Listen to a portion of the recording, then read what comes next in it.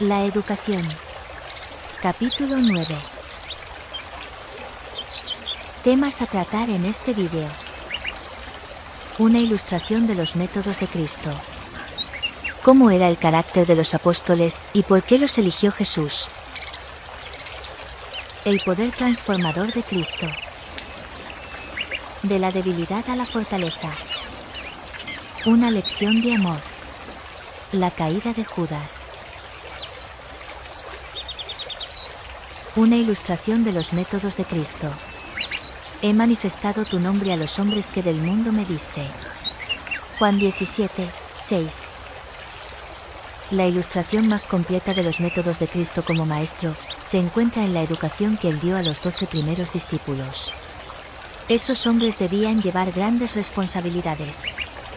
Los había escogido porque podía infundirles su espíritu y prepararlos para impulsar su obra en la tierra una vez que él se fuera. A ellos más que a nadie les concedió la ventaja de su compañía. Por medio de su relación personal, dejó su sello en estos colaboradores escogidos. La vida fue manifestada, dice Juan, el amado, y la hemos visto, y testificamos. Primera de Juan 1, 2. Solamente por medio de una comunión tal, la comunión de la mente con la mente, del corazón con el corazón, de lo humano con lo divino, se puede transmitir esa energía vivificadora, transmisión que constituye el papel de la verdadera educación. Únicamente la vida engendra vida. En la educación de sus discípulos, el Salvador siguió el sistema de educación establecido al principio. Los primeros 12 escogidos, junto con unos pocos que, para atender sus necesidades, estaban de vez en cuando en relación con ellos, formaban la familia de Jesús. Estaban con él en la casa, junto a la mesa, en la intimidad, en el campo. Lo acompañaban en sus viajes, compartían sus pruebas y tareas y hasta donde podían, participaban de su trabajo. A veces les enseñaba cuando estaban sentados en la ladera de la montaña, a veces, junto al mar, o desde la barca de un pescador. Otras, cuando iban por el camino. Cada vez que hablaba a la multitud los discípulos formaban el círculo más cercano a él. Se agolpaban alrededor de él para no perder nada de su instrucción. Eran oidores atentos, anhelosos de comprender las verdades que debían enseñar en todos los países y todos los tiempos. Los primeros alumnos de Jesús fueron escogidos de entre el pueblo común. Estos pescadores de Galilea eran hombres humildes, sin educación, no conocían ni la erudición ni las costumbres de los rabinos, sino la severa disciplina del trabajo rudo. Eran hombres de capacidad innata y de espíritu dócil, que podían ser educados y formados para hacer la obra del Salvador. En las vocaciones humildes de la vida hay más de un trabajador que prosigue pacientemente con la rutina de sus tareas diarias, inconsciente de que hay en él facultades latentes que, puestas en acción, lo colocarían entre los grandes dirigentes del mundo. Así eran los hombres que el Salvador llamó para que fueran sus colaboradores. Y tuvieron la ventaja de gozar de 3 años de educación, dirigida por el más grande educador que haya tenido el mundo. Estos primeros discípulos eran muy diferentes los unos de los otros. Iban a llegar a ser los maestros del mundo, y se veía en ellos toda clase de caracteres. Eran Leví Mateo, el publicano, invitado a abandonar una vida de actividad comercial al servicio de Roma. Simón, el celote, enemigo inflexible de la autoridad imperial. El impulsivo, arrogante y afectuoso Pedro. Su hermano Andrés. Judas, de Judea, pulido, capaz, y de espíritu ruin. Felipe y Tomás, fieles y fervientes, aunque de corazón tardo para creer. Santiago el menor, y Judas, de menos prominencia entre los hermanos, pero hombres fuertes y definidos tanto en sus faltas como en sus virtudes. Natanael, semejante a un niño en sinceridad y confianza. Y los hijos de Zebedeo, afectuosos y ambiciosos. A fin de impulsar con éxito la obra a la cual habían sido llamados, estos discípulos, que diferían tanto en sus características naturales, en su educación y en sus hábitos de vida, necesitaban llegar a la unidad de sentimiento, pensamiento y acción. Cristo se proponía obtener esta unidad, y con este fin trató de unirlos a él. La preocupación de su trabajo por ellos está expresada en la oración que dirigió a su Padre. Para que todos sean uno, como tú, oh Padre, en mí, y yo en ti, que también ellos sean uno en nosotros, para que el mundo conozca que tú me enviaste, y que los has amado a ellos como también a mí me has amado. Juan 17, 21 al 23. El poder transformador de Cristo. De los 12 discípulos, 4 iban a desempeñar una parte importante, cada uno en su esfera. Previendo todo, Cristo les enseñó para prepararlos. Santiago, destinado a morir pronto y decapitado. Juan, su hermano, que por más tiempo seguiría a su maestro en trabajos y persecuciones. Pedro, el primero que derribaría barreras seculares y enseñaría al mundo pagano. Y Judas, que en el servicio era capaz de sobrepasar a sus hermanos, y sin embargo abrigaba en su alma propósitos cuyos frutos no vislumbraba. Estos fueron los objetos de la mayor solicitud de Cristo, y los que recibieron su más frecuente y cuidadosa instrucción. Pedro, Santiago y Juan buscaban todas las oportunidades de ponerse en contacto íntimo con el Maestro, y su deseo les fue otorgado. De los 12, la relación de ellos con el Maestro fue la más íntima. Juan solamente podía hallar satisfacción en una intimidad aún más estrecha, y la obtuvo. En ocasión de la primera entrevista junto al Jordán, cuando Andrés, después de escuchar a Jesús, corrió a buscar a su hermano, Juan permaneció quieto, extasiado en la meditación de temas maravillosos. Siguió al Salvador siempre, como oidor absorto y ansioso. Sin embargo, el carácter de Juan no era perfecto. No era un entusiasta y bondadoso soñador. Tanto él como su hermano recibieron el apodo de hijos del trueno. Marcos 3, 17. Juan era orgulloso, ambicioso, combativo, pero debajo de todo esto el Maestro Divino percibió un corazón ardiente, sincero, afectuoso. Jesús reprendió su egoísmo, frustró sus ambiciones, probó su fe. Pero le reveló lo que su alma anhelaba, la belleza de la santidad, su propio amor transformador. He manifestado tu nombre, dijo al Padre, a los hombres que del mundo me diste. Juan 17, 6. Juan anhelaba amor, solidaridad y compañía. Se acercaba a Jesús, se sentaba a su lado, se apoyaba en su pecho. Así como una flor bebe del sol y del rocío, él bebía la luz y la vida divinas. Contempló al Salvador con adoración y amor hasta que la semejanza a Cristo y la comunión con Él llegaron a constituir su único deseo, y en su carácter se reflejó el carácter del Maestro. Mirad, dijo, cuál amor nos ha dado el Padre, para que seamos llamados hijos de Dios, por esto el mundo no nos conoce, porque no le conoció a Él.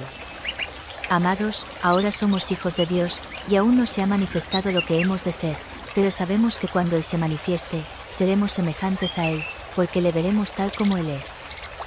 Y todo aquel que tiene esta esperanza en Él, se purifica a sí mismo, así como Él es puro. Primera de Juan 3, 1 al 3. De la debilidad a la fortaleza. La historia de ninguno de los discípulos ilustra mejor que la de Pedro el método educativo de Cristo.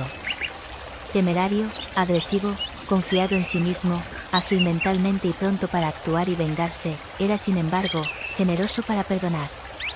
Pedro se equivocó a menudo, y a menudo fue reprendido. No fueron menos reconocidas y elogiadas su lealtad afectuosa y su devoción a Cristo.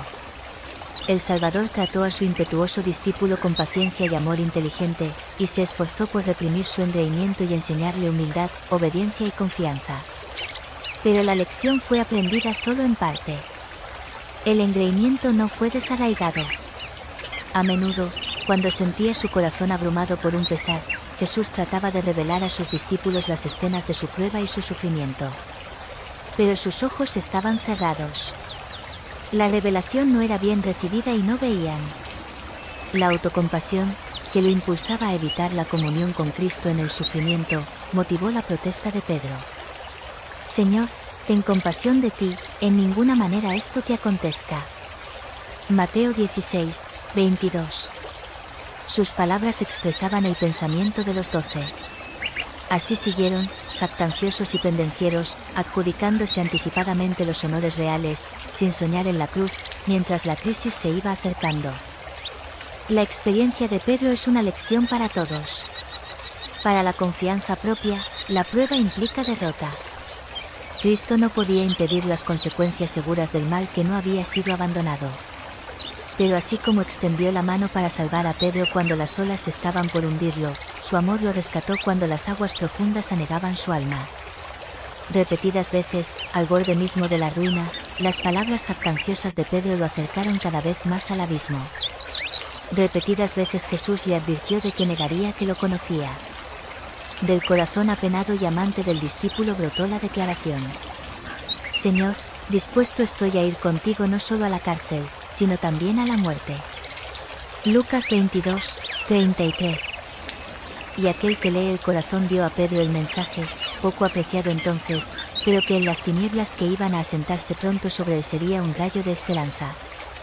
Simón, Simón, he aquí Satanás os ha pedido para zarandearos como a trigo, pero yo he rogado por ti, que tu fe no falte, y tú, una vez vuelto, confirma a tus hermanos. Lucas 22, 31 y 32. Cuando Pedro negó en la sala del tribunal que lo conocía, cuando su amor y su lealtad, despertados por la mirada de compasión, amor y pena del Salvador, le hicieron salir al huerto donde Cristo había llorado y orado, cuando sus lágrimas de remordimiento cayeron al suelo que había sido humedecido con las gotas de sangre de la agonía del Señor, las palabras del Salvador: pero yo he rogado por ti, y tú, una vez vuelto confirma a tus hermanos, fueron un sostén para su alma. Cristo, aunque había previsto su pecado, no lo había abandonado a la desesperación. Si la mirada que Jesús le dirigió hubiera expresado condenación en vez de lástima, si al predecir el pecado no hubiera hablado de esperanza, cuán densa habría sido la oscuridad que hubiera rodeado a Pedro. Cuán incontenible la desesperación de esa alma torturada. En esa hora de angustia y aborrecimiento de sí mismo, ¿qué le hubiera podido impedir que siguiera el camino de Judas? El que en ese momento no podía evitar la angustia de su discípulo, no lo dejó librado a la amargura. Su amor no falla ni abandona. Los seres humanos, entregados al mal, se sienten inclinados a tratar con mucha severidad a los tentados y a los que yerran. No pueden leer el corazón, no conocen su lucha ni dolor. Necesitan aprender a reprender con amor, a herir para sanar, a amonestar con palabras de esperanza. Cristo, después de su resurrección, no mencionó a Juan, el que veló junto con el Salvador en la sala del tribunal, el que estuvo junto a la cruz, y que fue el primero en llegar a la tumba, sino a Pedro. Decid a sus discípulos, y a Pedro, dijo el ángel, que él va delante de vosotros a Galilea, allí le veréis. Marcos 16, 7. En ocasión de la última reunión de Cristo con los discípulos junto al mar, Pedro, probado con la pregunta repetida 3 veces, ¿me amas?, recuperó el lugar que ocupaba entre los 12. Se le asignó su obra, tendría que apacentar el rebaño del Señor. Luego, como última instrucción personal, Jesús le dijo, sígueme tú. Juan 21, 22. Entonces pudo apreciar esas palabras. Pudo comprender mejor la lección que Cristo había dado cuando puso a un niñito en medio de los discípulos y les dijo que se asemejaran a él. Puesto que conocía más plenamente tanto su propia debilidad como el poder de Cristo, estaba listo para confiar y obedecer. Con la fuerza del Maestro, podía seguirlo. Y al fin de su vida de trabajo y sacrificio, el discípulo que una vez estuvo tan poco preparado para ver la cruz, consideró un gozo entregar su vida por el Evangelio, con el único sentimiento de que, para el que había negado al Señor, morir del mismo modo como murió su Maestro era un honor demasiado grande. La transformación de Pedro fue un milagro de la ternura divina. Es una vívida lección para todos los que tratan de seguir las pisadas del Maestro de los Maestros. Una lección de amor. Jesús reprendió a sus discípulos, los amonestó y los previno, pero Juan, Pedro y sus hermanos no lo abandonaron. A pesar de los reproches, decidieron quedarse con Jesús. Y el Salvador no se apartó de ellos a causa de sus errores. Él toma a los hombres como son, con todas sus faltas y debilidades, y los prepara para su servicio si están dispuestos a ser disciplinados e instruidos por él. Pero hubo entre los 12 uno al cual Cristo, casi hasta el fin de su obra, no le dirigió claramente ningún reproche. Con Judas se introdujo entre los discípulos un espíritu de contienda. Al asociarse con Jesús, había respondido a la atracción de su carácter y su vida. Había deseado sinceramente que se operara en él un cambio, y había tenido la esperanza de experimentarlo por medio de la unión con Jesús. Pero este deseo no prevaleció. Lo dominaba la esperanza del beneficio egoísta, que alcanzaría en el reino mundano que él esperaba que Cristo iba a fundar. Aunque reconocía el poder divino del amor de Cristo, Judas no se entregó a su supremacía. Siguió alentando su criterio y sus propias opiniones, su tendencia a criticar y condenar. Los motivos y las acciones de Cristo, que a menudo estaban muy por encima de su comprensión, estimulaban su duda y su desaprobación, y compartía sus ambiciones y dudas con los discípulos. Muchas de las disputas provocadas por el afán de supremacía, gran parte del descontento manifestado hacia los métodos de Cristo, tenían su origen en Judas. Jesús, al comprender que la oposición solamente lo endurecería, se abstuvo de provocar un conflicto directo. Trató de curar su egoísmo por medio del contacto con su propio amor abnegado. En su enseñanza desarrolló principios que tendían a desarraigar las ambiciones egoístas del discípulo. Así le dio una lección tras otra, y más de una vez Judas se dio cuenta de que se había desenmascarado su carácter y se había señalado su pecado, pero no quiso ceder. La caída de Judas. Al resistir a las súplicas de la gracia, el impulso del mal triunfó finalmente. Judas, enojado por una velada reprensión, y desesperado al ver desmoronarse sus sueños ambiciosos, entregó su alma al demonio de la avaricia y decidió traicionar a su maestro. Salió del aposento donde se celebró la Pascua, del gozo de la presencia de Cristo y de la luz de la esperanza inmortal, para realizar su perversa obra, a las tinieblas exteriores, donde no había esperanza. Porque Jesús sabía desde el principio quiénes eran los que no creían, y quién le había de entregar. Juan 6, 64. Sin embargo, sabiéndolo todo, no había negado ningún pedido de gracia ni don de amor. Al ver el peligro de Judas, lo había acercado a sí mismo, y lo había introducido en el círculo íntimo de sus discípulos escogidos y de confianza. Día tras día, cuando la carga que oprimía su corazón resultaba más pesada, había soportado el dolor que le producía el permanente contacto con esa personalidad terca, suspicaz, sombría. Había vigilado y trabajado para contrarrestar entre sus discípulos ese antagonismo constante, secreto y sutil, y todo eso, para que no faltara ninguna influencia salvadora a esa alma en peligro. Las muchas aguas no podrán apagar el amor, ni lo ahogarán los ríos. Porque fuerte es como la muerte el amor. Cantares 8, 6 y 7. Con respecto a Judas, la obra de amor de Cristo fue inútil. No ocurrió lo mismo con sus condiscípulos. Para ellos fue una lección cuya influencia duró toda la vida. Su ejemplo de ternura y paciencia siempre modeló su trato con los tentados y descarriados. Hubo además otras lecciones.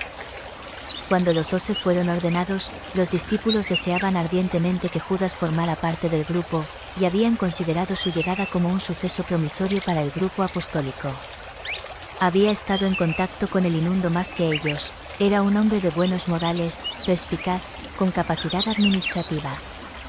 Y como él mismo tenía un elevado concepto de sus propias cualidades, había inducido a los discípulos a que tuvieran la misma opinión sobre él.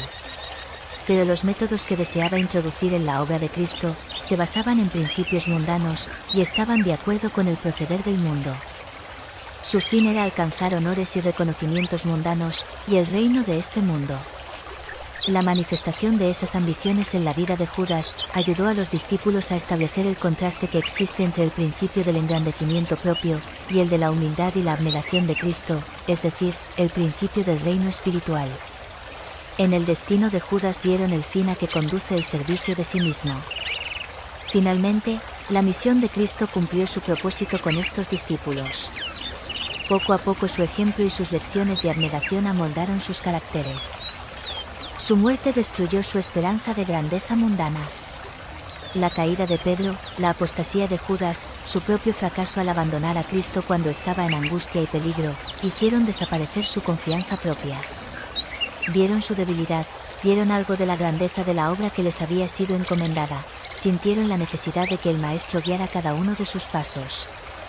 Sabían que ya no estaría con ellos su presencia personal, y reconocieron, como nunca antes, el valor de las oportunidades que habían tenido al andar y hablar con el enviado de Dios. No habían apreciado ni comprendido muchas de sus lecciones en el momento cuando se las había dado, anhelaban recordarlas, volver a oír sus palabras. Con mucho gozo recordaban la promesa. Os conviene que yo me vaya, porque si no me fuere, el Consolador no vendría a vosotros, mas si me fuere, os lo enviaré. Todas las cosas que oí de mi Padre, os las he dado a conocer. Y, el Consolador, a quien el Padre enviará en mi nombre, Él os enseñará todas las cosas, y os recordará todo lo que yo os he dicho. Juan 16, 7, 15, 15 y 14, 26. Todo lo que tiene el Padre es mío. Pero cuando venga el Espíritu de verdad, Él os guiará a toda la verdad, porque tomará de lo mío, y os lo hará saber. Juan 16, 15, 13 y 14.